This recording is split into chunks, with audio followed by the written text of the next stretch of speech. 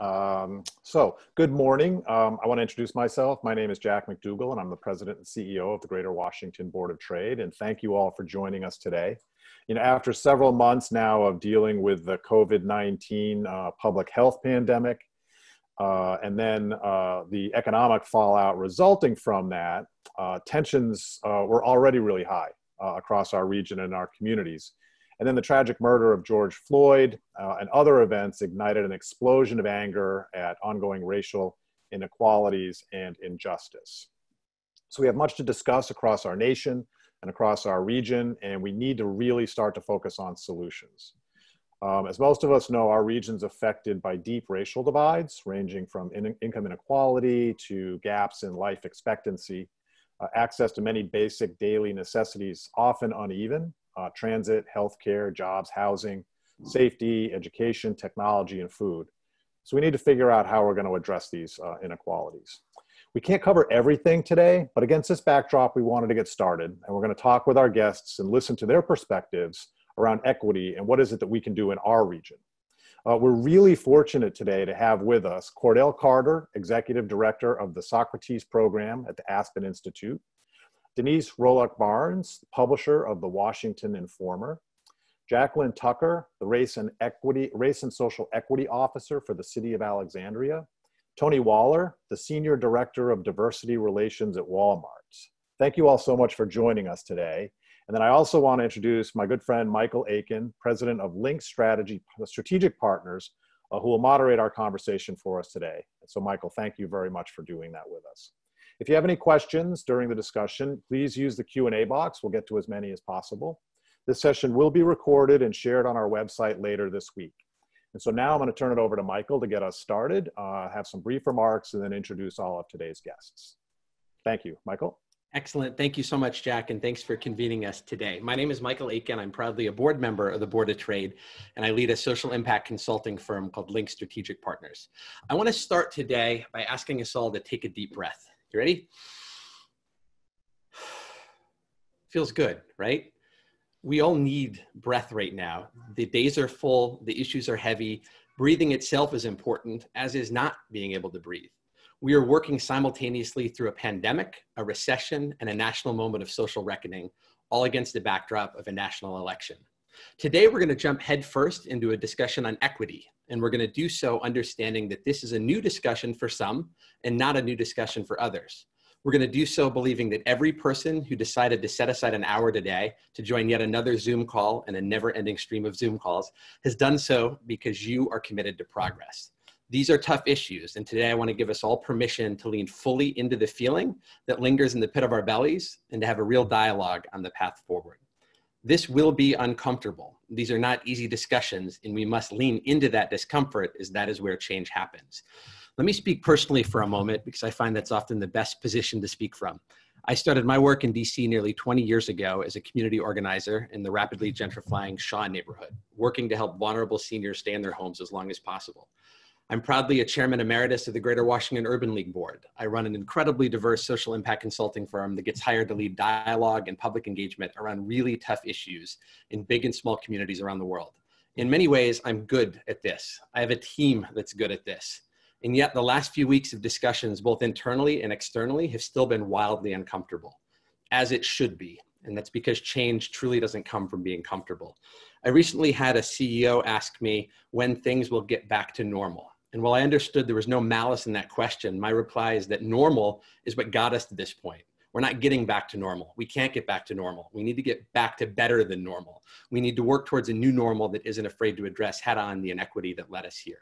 This certainly won't be done in a Zoom call. It won't be done in a news cycle, and it won't be done through even the most perfectly worded corporate statement of solidarity.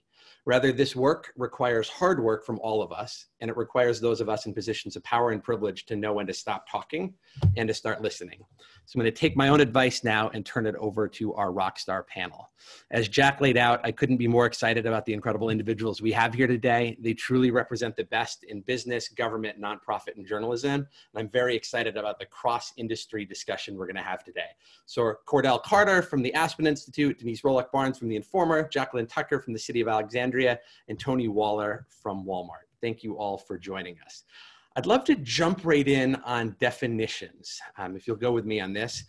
I think words matter so much, and sometimes we jump into discussions about solutions without first orienting ourselves in some of the common language. So I'd love to start by hearing from each of you, how do you define equity? And not looking for the textbook answer, but your answer. How do you define equity in the work that you do every day? Cordell, can we start with you?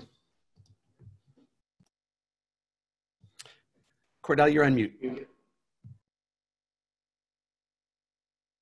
Cordell, you're still on mute.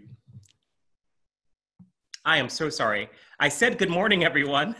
Pleasure to be here on the panel with you all this morning. I lead a global education forum for emerging leaders, introducing the values and ethics-based dialogue on contemporary topics. So the discomfort of conversations like these is a daily occurrence for me, and I revel in it. So to the definition of equity, I think it all boils down to context. Equity means something different to different people. It depends on your starting points. For instance, if you've ever read Richard Rothstein's The Color of Law, you will read that, the US federal government and our state and local governments have been the biggest actors in wealth creation for European settlers. Billions upon billions of acres of free land have been given away from 1860 up until about 1980. So you have to ask yourself, where are we starting relative to our peers? So let's start with context first with equity. Thank you. I appreciate that, Cordell. Denise, let's go to you next. How do you define equity in the work you do every day? Denise, also on mute. Why do we forget that mute button? Thank you so much for this opportunity to be with you and to share in this conversation. And I will just say, right in the beginning, if for some reason there is an easier conversation to have with people that look like you, as opposed to folks that don't look like you. So we're really talking to family here. And hopefully that means that we will share some things that people outside the family may not hear us talk about sometimes. But when, I published the Washington Informer, we're a 55-year-old family business started by my father in 1964. And, all the years that we published, we, as so many of the Black press have done, have looked at the issue of equity as it relates to African Americans, and basically how we can strive for something that has eluded us for generations. And I'm going to borrow, I know you said our own words, but I want to borrow something from Reverend Jackson, Jesse Jackson, who I really, I still admire very much. And he talks about, what happens and what we can do to get to equity. But he says, when the playing field is even and the rules are public, the goals are clear, the referee is fair, the score is transparent, then, that begins the conversation of equity. If you don't have that, if you're on an uneven playing field, a referee that supports one team over the other, that's what we've been dealing with. And so this is what we're striving for. And I think if he doesn't mind and you don't mind, I wanted to borrow that from him because he says it a lot and it rings true to me in this discussion. Thank you, Denise. The rules are clear. That's such a powerful, powerful concept. Jaqueline, I'd love to go to you next. Equity is actually in your title. How do you define it in the work you do every day? Yeah, so thank you, Michael, and thank you, Jack, for having us and convening this panel. Like Cordell and Denise said, I think how we define equity is directly related to the historical context. And what we know now is that race is the #1 predictor of how well we'll do in this country, right? And so it determines our life expectancy, it determines maternal mortality and death, it determines jobs, it determines education, income, and wealth. And so it's juxtaposed against this idea of equality. And equality really means that we're all treated the same and the laws apply to us in the same way, and there's this context of fairness. Equity is really the sense that each individual, each person is getting exactly what they need to be full participants in that society and in our culture. And equity compared to equality means that you're getting what you need precisely. And I think we really need to be specific in how we're talking about equity. We can talk about health equity, particularly what we talk about in the city of Alexandria is race and social equity. And racial equity in Alexandria, and if we achieve that, means that race will no longer be the predictor of how well you're going to do in our society. And that's really what we're striving towards, and that's really our goal. So I think we need to be precise in the different types of equity that exist, but really ensuring that we're giving people exactly what they need in order for success. That's so helpful, Jaqueline. And can I stay with you for a second? Could you give us a little bit on what social equity means? That is actually what I think is in your title, is social equity. Could you unpack that a little bit? Yeah, so race, self-explanatory, hopefully in this context, but social equity are the other historically marginalized groups that have existed in our society. I think racism is the backdrop for laws and policies that have specifically excluded people of color, mostly throughout our history, Black and Indigenous people of color.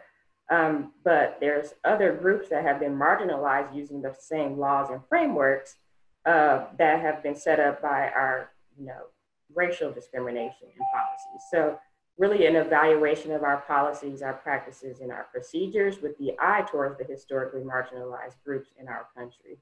So that social equity is a part of our social framework and construct, but also the culture that we engage in on a regular basis. And so really looking at the entire gamut of how we are discriminating against persons is how we get to race and social equity. Appreciate that. And thank you for taking the time to unpack it. There's so much in that. I want to make sure we're oriented around it. Tony, can I end with you, my friend? How do you define equity in your work? Well, first of all, good morning to everybody, and thank you for the opportunity. I feel so inadequate to be on with this panel because these are some bad motor scooters, shut your mouth. I will tell you, for me, I'm a very simple person. I don't understand often big concepts. And so I'm going to piggyback off of Jaqueline because I adhere to that. I adhere to everybody's definition, but I love how she stated the difference between equality and equity, because so often we use those terms interchangeably. And so I term it like this. Equality is making sure that everybody has a shoe. Equity is making sure that everybody has a shoe that fits. So as somebody who loves shoes, I mean, that works for me, right? I am addicted to shoes. So having a shoe that fits, meaning meeting people where they are and helping them to get to where they're trying to get to, versus assuming that everyone is at the same starting line and applying the same type of efforts, regulations, principles, and expecting the same kind of result, not taking into consideration those differences. I appreciate that, Tony, so much. And it's a great analogy. I've seen your shoe collection and it's quite impressive. It's a good place to start. I'm so glad that we didn't come out of this with 4 perfectly aligned definitions of equity. I feel like sometimes we're looking for the easy answer, especially those of us who run businesses or governments. We say, what's the metric? What is equity? How have we done that? Great, we're aligned, let's move on. And that doesn't get it, right? There are so many different definitions here, and it's a goalpost that in many ways keeps moving, and we have to be willing to go with that and do the hard work. So thank you for kind of unpacking that in the lanes that each of you run in every day. It's such an important place to start. I'd like to pivot us quickly into a discussion about action. So Tony, I'm going to stay with you. You're with Walmart. I hope I'm getting this right, but I believe I recently learned that 90% of Americans live within 10 miles of a Walmart. That is a pretty amazing kind of infrastructure and possibility for impact. What role has Walmart played in the equity discussion? And what do you see as the larger role of business in this arena? So, thanks for the question. For us, there's been a lot of discussion and we continue to have discussions. In fact, I just left the conversation now as we're looking at how do we focus the work that we do. For us, the big conversation had to be recognizing a couple of things. One, are we doing all that we can for communities? And 2, are we doing all that we can for our own associates, for the people that work within Walmart? Because one of the lessons that we've learned that, as we look at kind of like the history of where we are right now, if we go back to 2014 and remember Ferguson, Missouri, and remember Eric Gardner. I mean, those situations are very similar to what happened here in 2020. And the response that took place was, we're outraged. This is what corporate America did. We're outraged, and here is the money, here's some money, and get to work and make it happen, and we've kind of checked the box off and moved on, and as if that kind of fixed the problem. But in reality, all it did was just put a Band-Aid over a wound that has been building forever and a day, and that was really infected, and we thinking like the Band-Aid is going to resolve the problem. Here we are in 2020, and literally the same exact situation we find ourselves in. The same exact. And corporations are trying to respond, I think, in many ways have tried to respond in the same way. What we did was say, okay, if we look at how we responded back in 2014 versus how we respond now, we respond the same way, we're going to probably end up with the same kind of outcome in 2026, right? So we've got to look at it differently. So our focus has been looking at what are the roles that we can play in. One, can we have an impact on workforce and education, meaning getting people educated and moving up and building careers, both externally and for our own associates. So how do we get people in the company, give them jobs, give them opportunities to grow, create an equitable pipeline, and provide them opportunities to move up. Then looking at the criminal justice system, not just on the issues of policing and the laws that are in place, but what are we doing to really help to bring people who've been previously incarcerated back into the workforce? And not just give them jobs, but give them opportunities to build careers. Healthcare, we know that there's been disproportionate impact of health issues, both access and the fact that that communities of color suffer disproportionately from a number of chronic diseases. What role can we play in that? And then last but not least, economic empowerment. So how are we looking at not only what we can do to move our stores up, but to move stores around our community, around businesses around our community, both those that are housed inside our stores, as well as those that are surrounding our stores. So starting with looking at, right now we're starting to look at how do we help those communities that got impacted by riots, and not just only rebuild what's happening with our own stores, but looking at our fellow members of the community and helping them to rebuild as well. So, that's the kind of stuff that we're thinking through and working through. It is a work in progress. As we all know, it took us 400 years to get here. It's going to take us a little while to kind of get out of this thing. And so it's just one step at a time. Tony, if I could follow up on that, there was so much there. I recently watched a video statement that your CEO put out where I believe Walmart committed, correct me if I get into this wrong, but $100 million to the formation of a new center for race and equity. And then one of the lines said, we're committed to training and we're committed to getting this right. And if that doesn't fit with your values, then you need to find a new place to work. It was a pretty stark statement from a CEO. I wonder if you can unpack anything around that.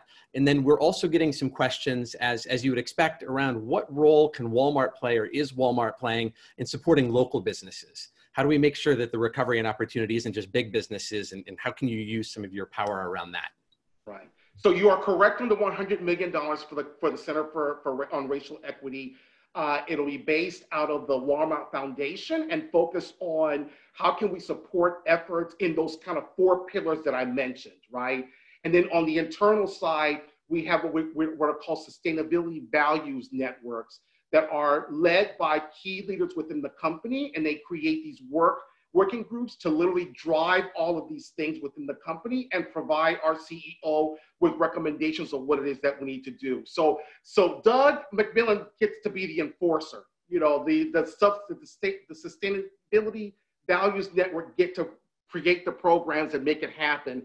He in turn will then turn around and drive it. So as we look at, it was very interesting, like you said, when he made that statement, and I couldn't have been more proud.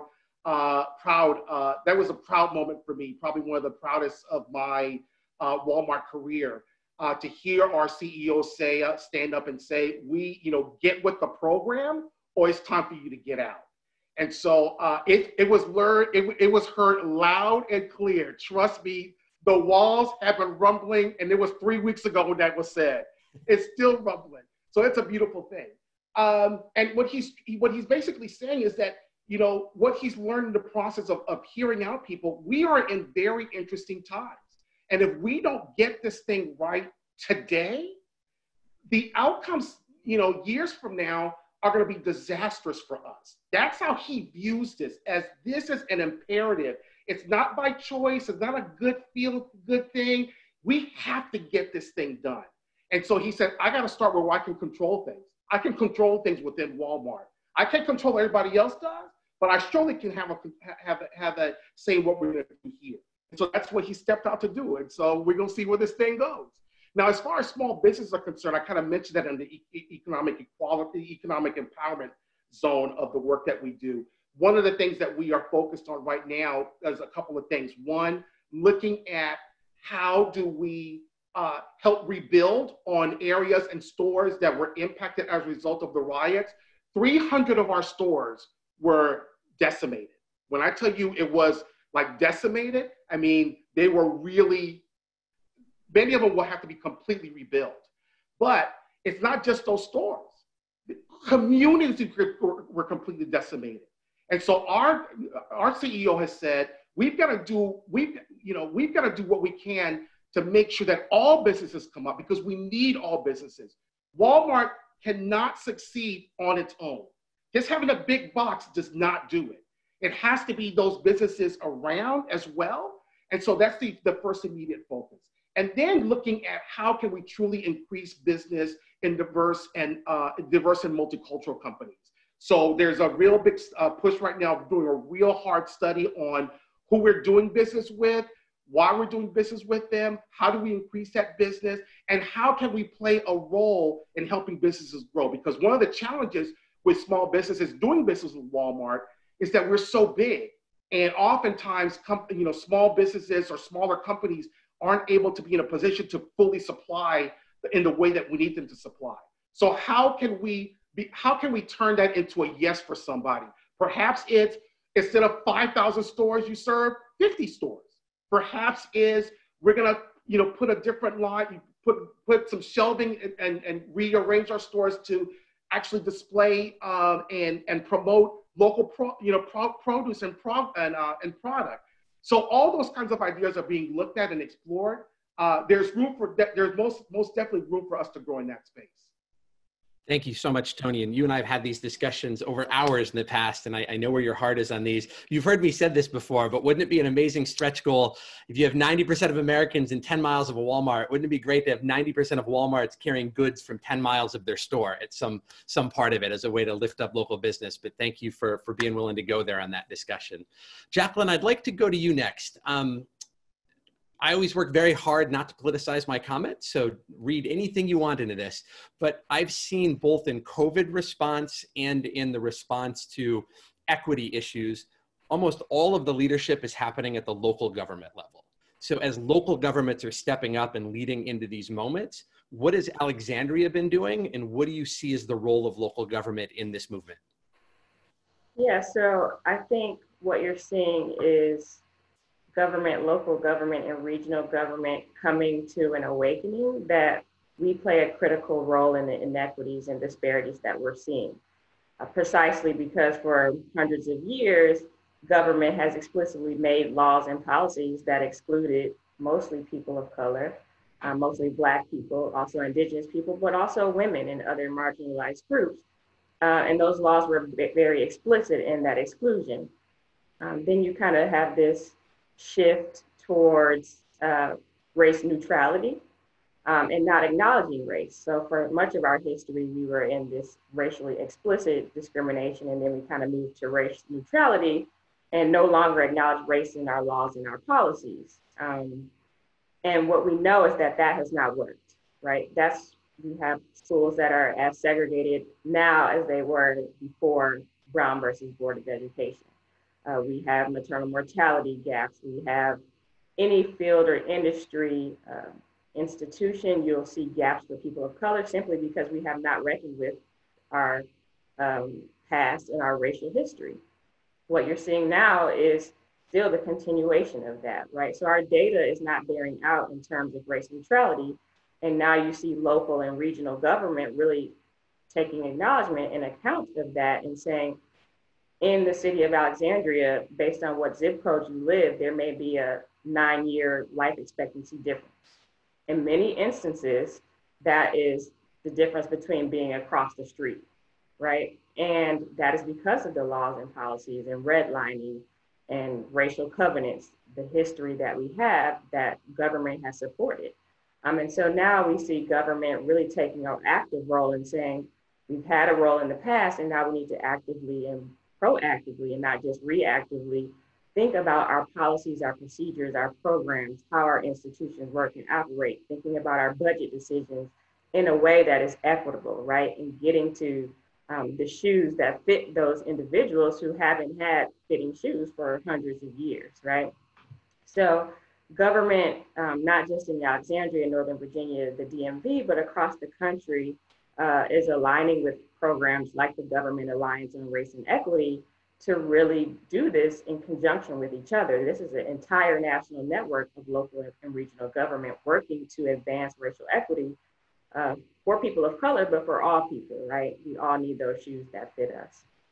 Here in the city of Alexandria, and I'll just throw this out there, this is my 4th month on the job, and we've had concurrent crises, right? I was brought on because we knew we have the data to support the disparities that already existed, but we have COVID-19 that really kind of exacerbates and highlights the disparities that we already had. And so we have, 40% of our population that is positive with COVID-19 is our Latinx population in certain neighborhoods. And that isn't, any fault of their own, but the historical inequities that we have, comorbidities, trimorbidities, access to jobs and affordable housing, crowding, all of those issues are being compounded by COVID-19.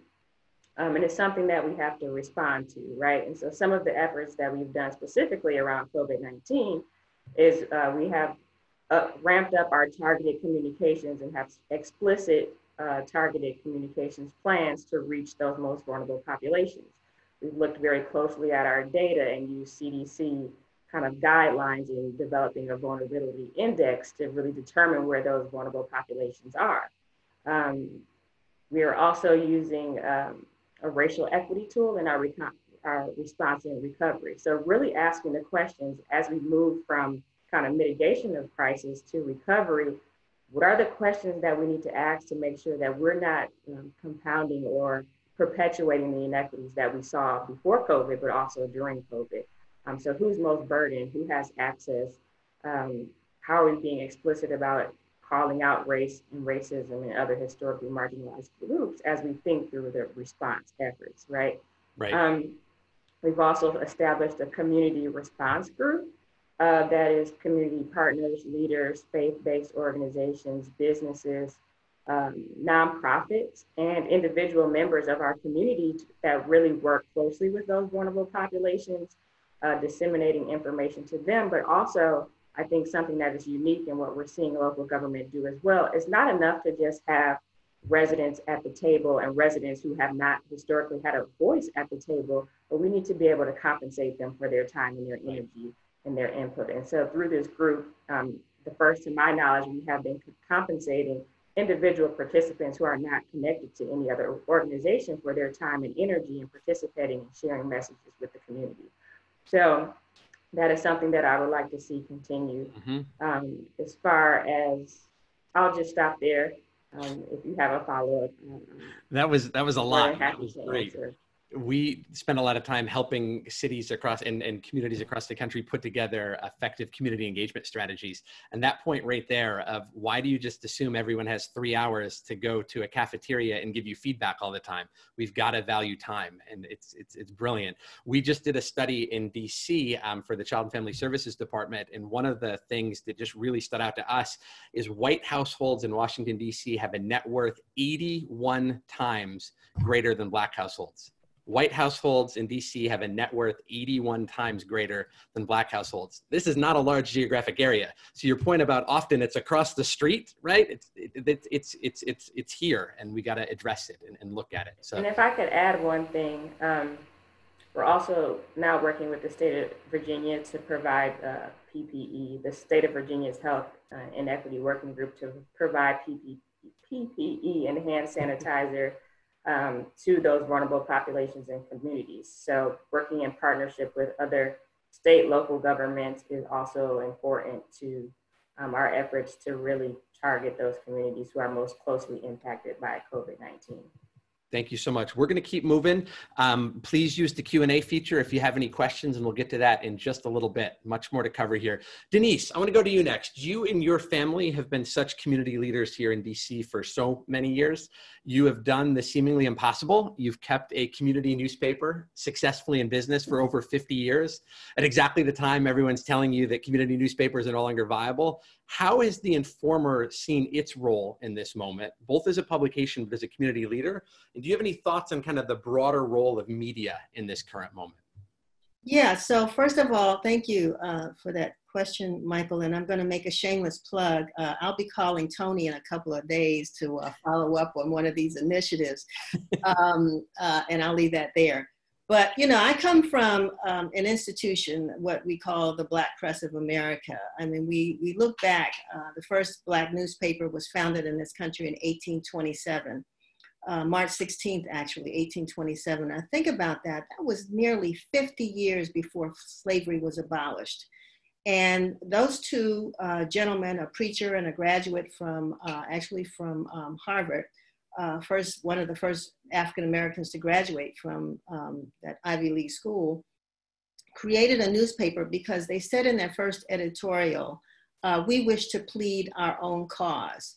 No one else can speak for us. And it went on to talk about the issues of the day and how Black people were being left out of the conversation of abolition. And so Black people had a voice. They had issues. They weren't all slaves at that time either. There were a lot of freed men and women in the North and in the South who were involved in the movement. And so we have consistently sort of carried the mantle of storytelling, giving the untold story of the Black community for over, well, as far as the Black press is concerned, over 150 years, but for us, over for 55 years. And, you know, the stories that we cover, if people were reading our publications outside of our community, would not have been so surprised by the news of the day. We have been covering the issues of police violence against Black and men and women and young people for years. We've been covering the crime issues. We've been covering issues that relate to discrimination, inequities in healthcare. You name it, we've done it. And we do it because, you know, as I tell folks in our staff, 100 years from now, when people want to know what Black folks felt, what they were doing, how they addressed those issues, they're going to have to come to Black newspapers or come to Black media, because we are the ones that document the life stories of our people. We've done it before and we're going to consistently do it. And we do it from the voices of our communities. So we're not having to go outside to figure out, you know, what we're right here. I'm on Martin Luther King Avenue in Southeast. I can walk outside right now and talk to people about how COVID is impacting them. I live around the corner, you know, so I know what's going on in our communities, and this is what we do and what we cover. I think media, you know, I mean, it's a business. There's no question. This is a business, and we are supported by advertising. Some people are supported by subscriptions, but people want to see their voices. My dad used to say, you know, people like seeing their pictures in the paper. And so we run a lot of pictures, but they don't just want to see their pictures. They want to know that we have, because of the inequities in our community, and you asked me how we've been able to do it for so long. You know, we know in our communities, we've been able to overcome the issues that negatively affect us by, folks say, pull up your own bootstraps. So we didn't have boots, but we found something to pull up in order to continue to survive in this environment. And so I think those of us in Black-owned media, Spanish language media, those of us women who own media, really focus in on the issues that impact our communities, and then try to influence the legislators, the rule makers, the people who establish policy. I mean, we are the voice of the community. So if you really want to know what's going on, you need to read what our publications are printing and what our media is reporting. And then hopefully what we do after that is to assess, you know, what the outcomes are. I mean, people come up with, I think, Band-Aid approaches to a lot of the problems that affect our community. And then we can go back and find that nothing's changed.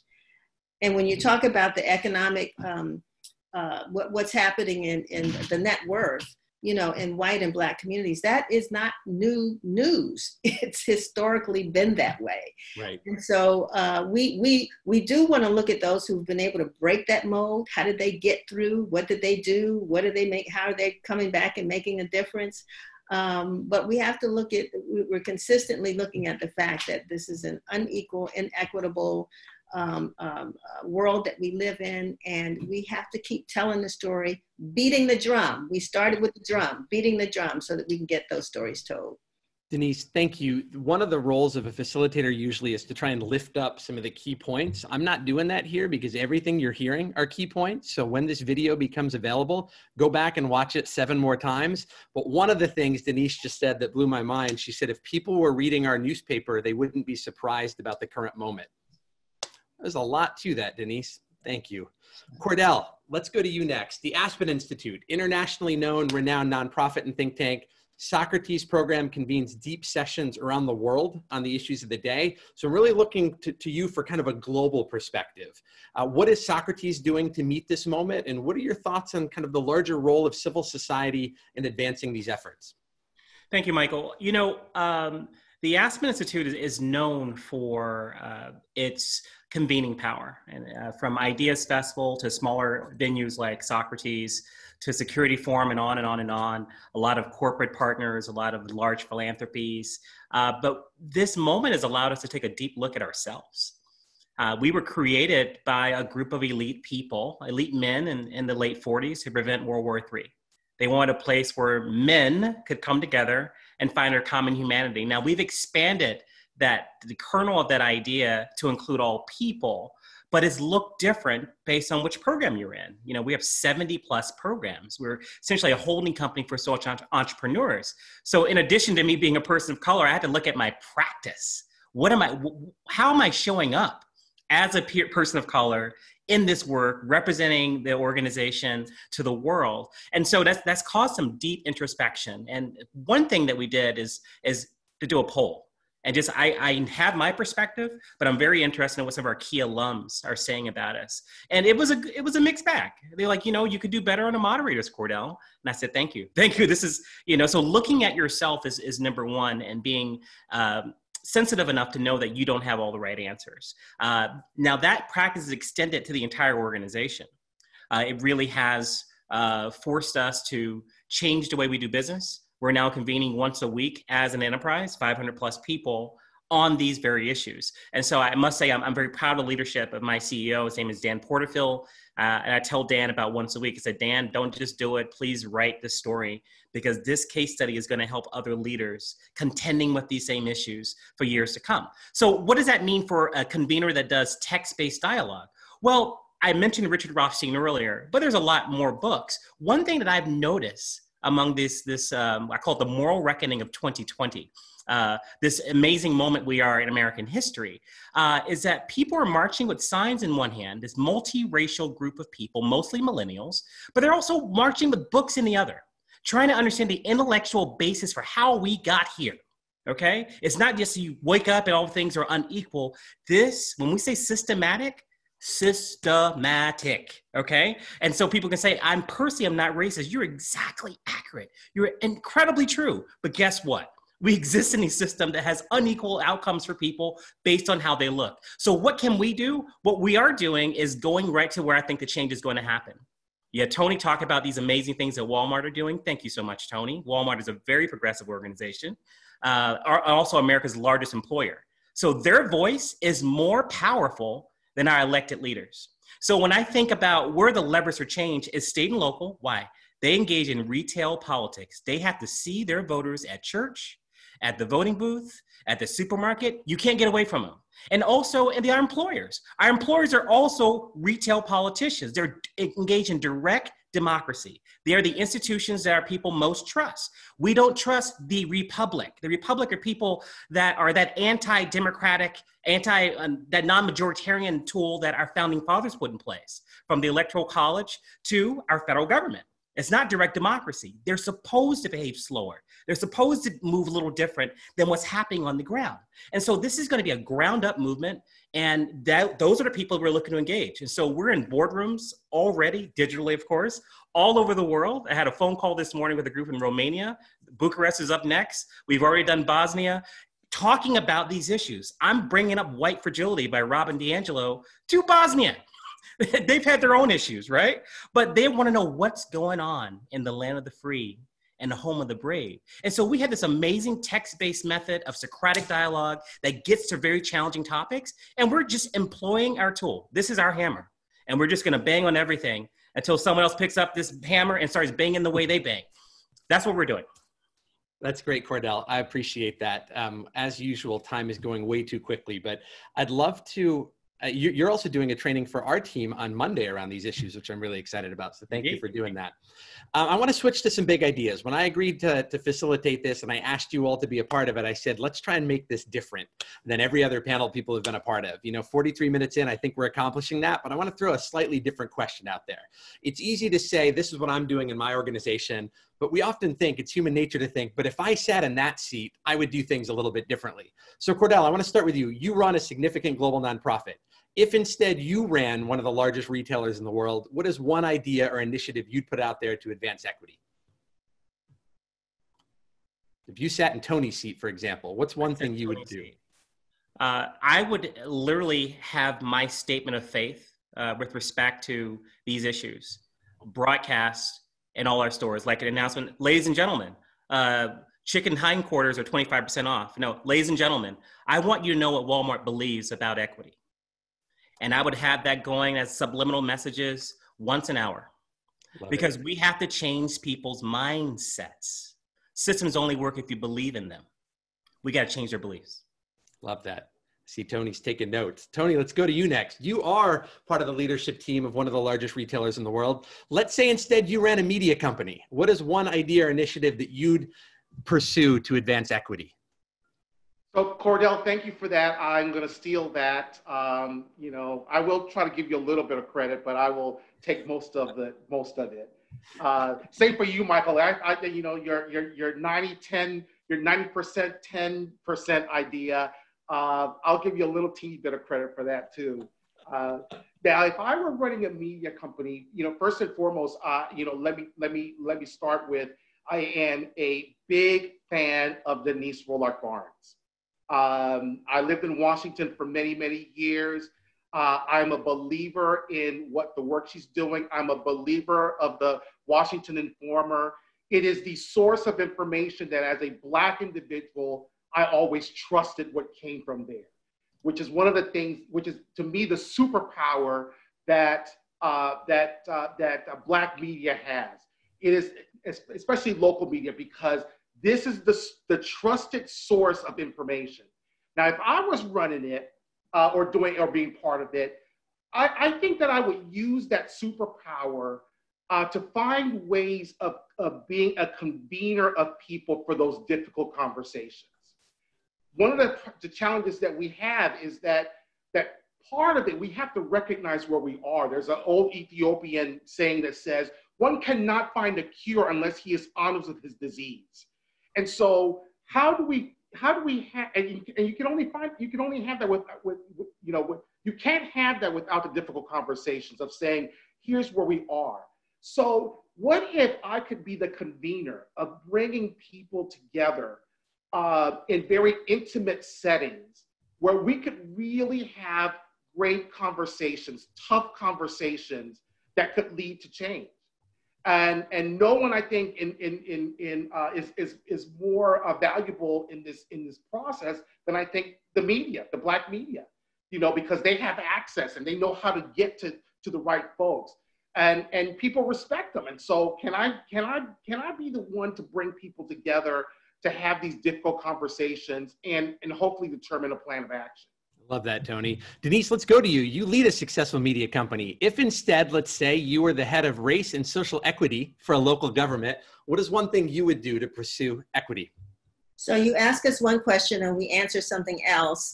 And so I just want to say to Tony, when you start broadcasting that message at Walmart, let us know, because that's a story for the Informer. And we'll cover that. And Cordell, we will give you credit because I heard it, so I have to give that to you.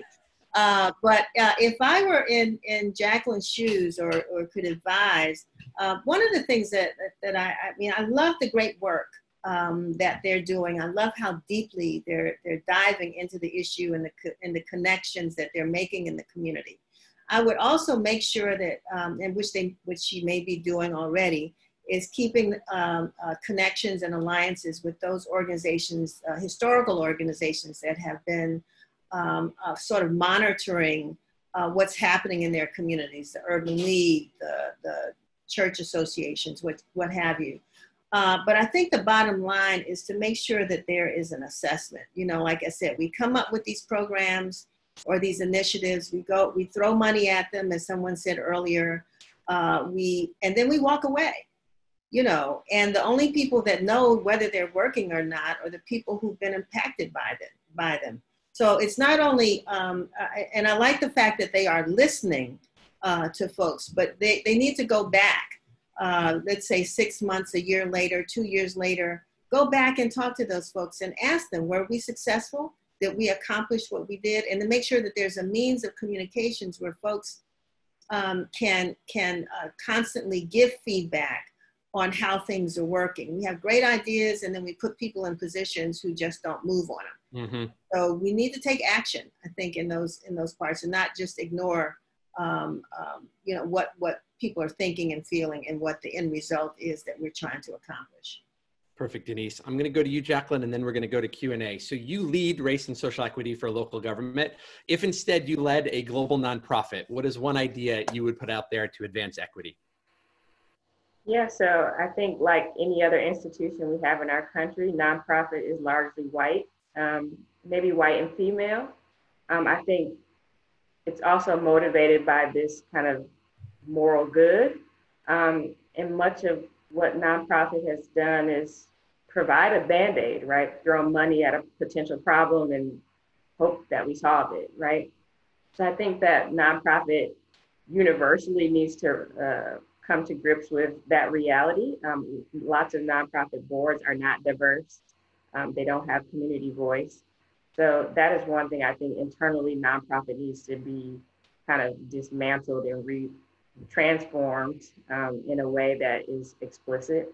And I would like to see nonprofits across our globe have explicit racial equity statements and invest in organizations that are on the ground doing the work of racial equity, so that we're actually addressing the root cause and not just throwing money as a Band-Aid for what we think is creative or innovative at the time.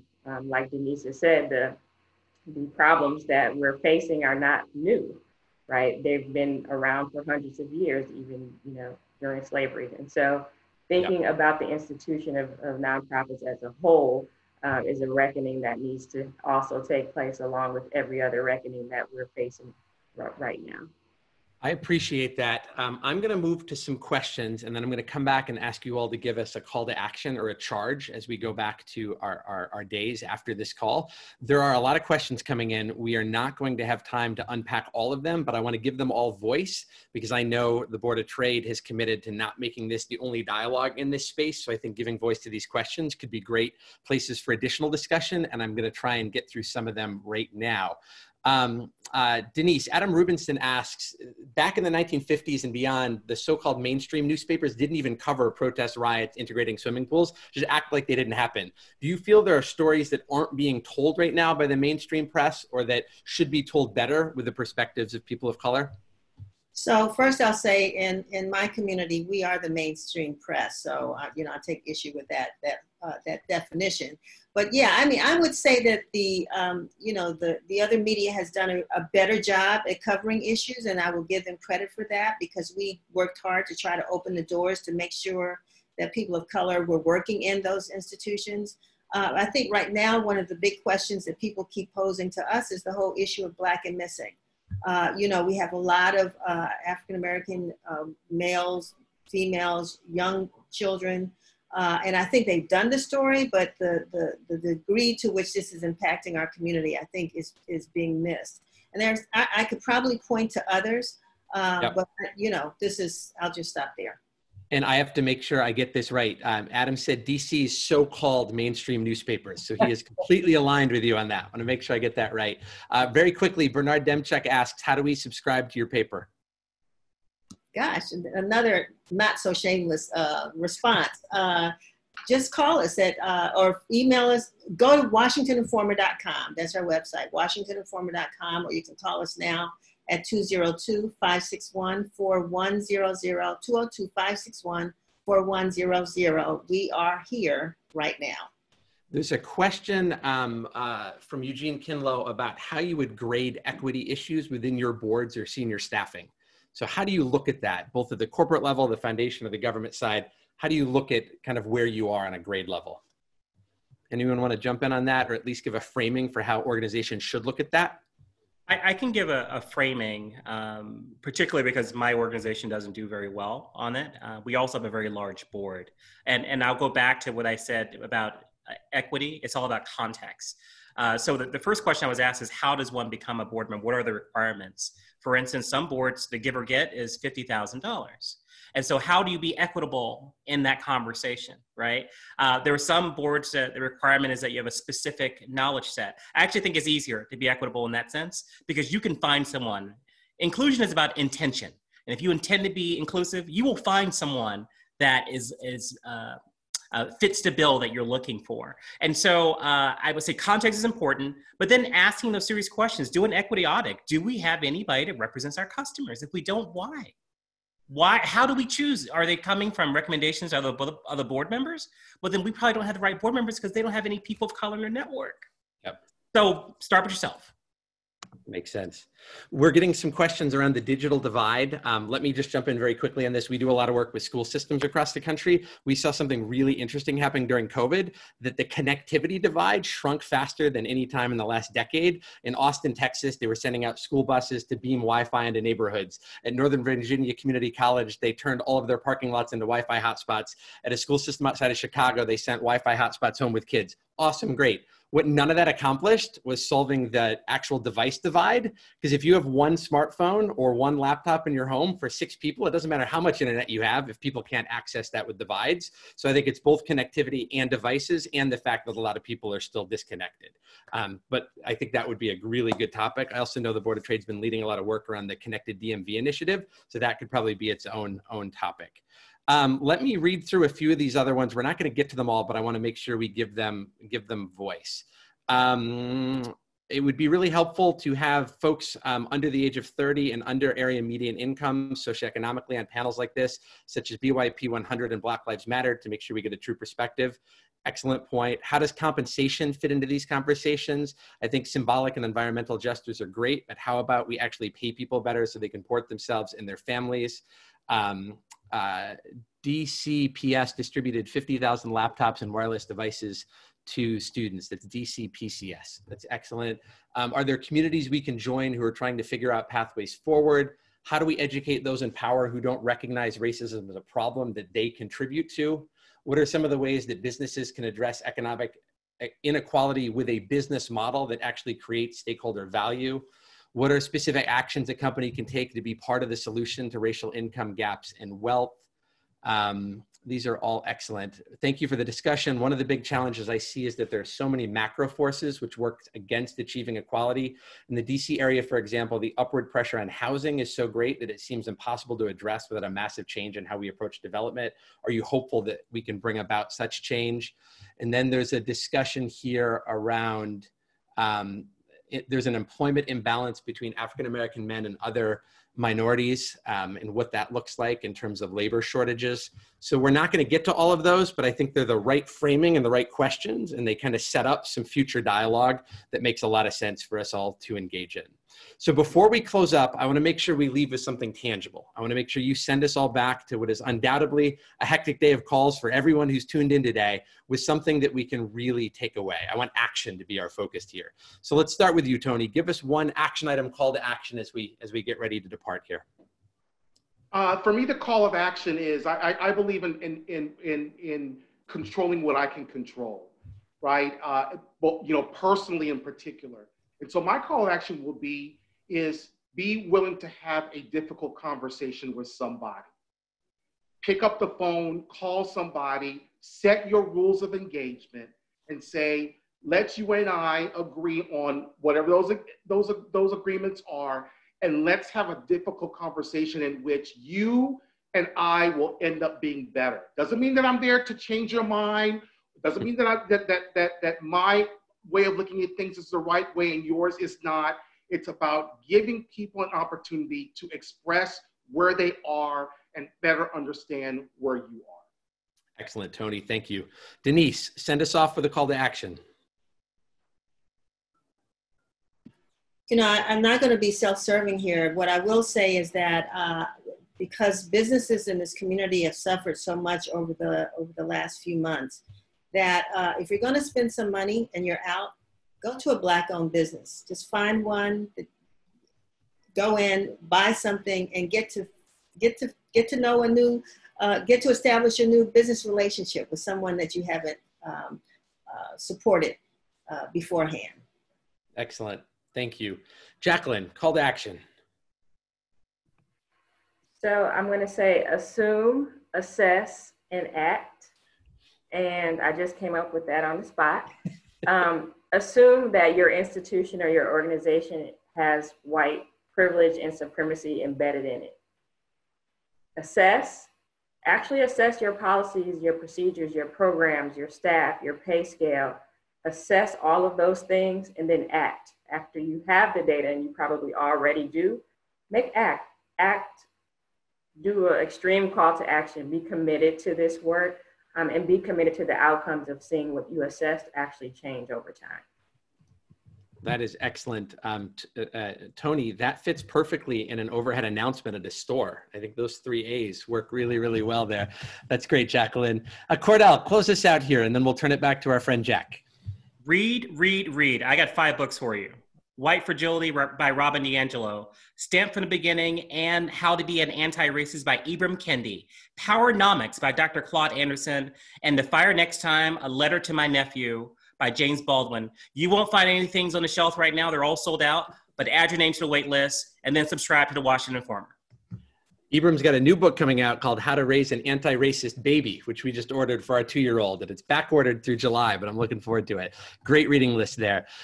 Mr. McDougal, I'm going to turn it back over to you, and I challenge you to give us your call to action and then close us out here today. And thank you for the opportunity, sir. Oh, well, that's great. And Michael, thank you so much for leading us through that conversation. I think that was good. And I think one of the things that you pointed out is that, you know, we'll continue to have these conversations. And, you know, as was talked about, it's going to take time. And so we have to just stick with it. And so Jaqueline and Denise, Tony and Cordell, thank you so much for being with us today. I look forward to continuing to work with you and listen to you. And from a regional perspective, my call to action is for all of us is to, we have to address this from a regional perspective. We can't really do this in individual pockets, you know, and so let's think about this systemically and holistically across the region, because if we make a little bit of progress in one neighborhood, but not another neighborhood, all we're doing is furthering the divide, you know, and so if we think about this holistically and kind of come up with some solutions holistically, I think we'll be better off in the long run. And if anybody's held back, that's holding all of us back. You know, and this is going to be the century of hyper intense global competition, and everyone needs to be at the table if we're going to stay there. So anyway, thank you so much, everybody. I really do appreciate this, and I'm looking forward to continuing. And I thank everybody for joining us today. And I look forward to continue working with all of you as well. And so stay well and have a great day. All right. Thank you. Okay. Thanks, Michael.